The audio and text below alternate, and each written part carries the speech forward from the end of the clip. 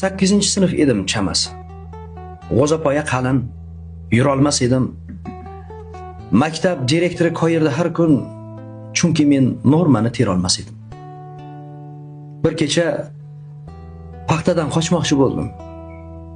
Zovurlardan meni ushlab oldilar. Burchakka turg'azib o'qituvchilarim galma-gal tepdilar, mushlab oldilar.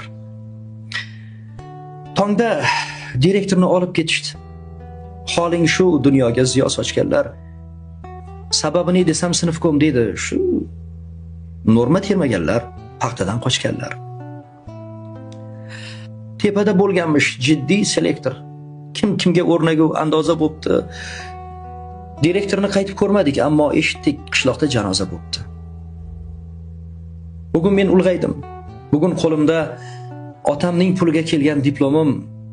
O'zimcha kimdirlar bo'ldim-u, ammo men odam bo'lmadim.